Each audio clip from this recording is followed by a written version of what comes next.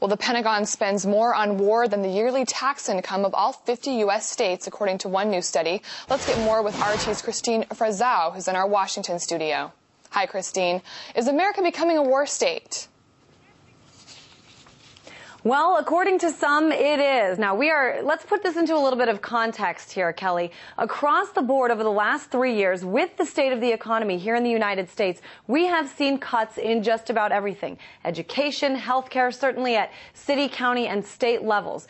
Cuts, cuts, cuts. But there is one place where we have not cut, and that is the money that this country spends to defend itself. Now, we have a guest today, reporter Sherwood Ross. He joins us from Miami, and he refers to this country as the warfare state. Mr. Ross, talk to me a little bit about what you mean when you say that. Well, I mean that the United States today, through the Pentagon, is spending more for war than all the 50 state governments of the United States spend for the health, education, and welfare of the American people. That military budget has grown colossally to about $800 billion. It's gone up 4% under President Obama. American people who voted for peace are finding that we have a greater war economy than ever before. Well, let's talk about this, though. I mean, in addition to an economy that has not been kind to many of us, we also have a greater terror threat. I mean, starting in 2001, but all the way to even Christmas Day here when we see somebody attempting to bomb an airplane.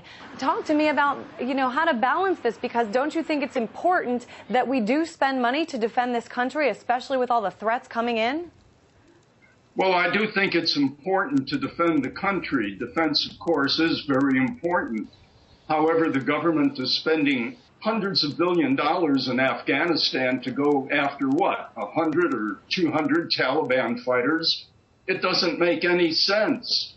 The idea of the Pentagon and the military-industrial complex is not necessarily to win a war, but to wage continuous wars to keep these inflated Pentagon budgets sky high, and that's what they are succeeding in doing.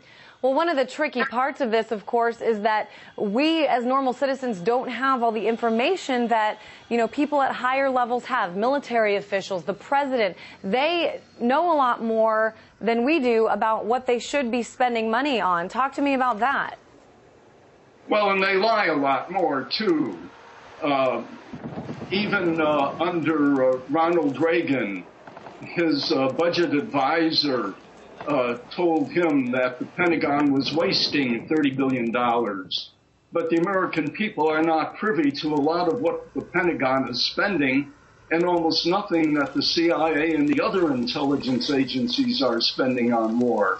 There's another $40 or $50 billion right there on top of the Pentagon's $700 or $800 or $880 billion estimates for the coming year. The American people need to know the facts. Talk to me, Mr. Ross, about how you think this should play out. You've said that you think it's important that this country does spend money on defense, but you also contrast it with the amount of money, the low amount of money, I guess, that's being spent on other things, education, the peace process. What do you think should be sort of the hierarchy in the way that this country divvies up the money?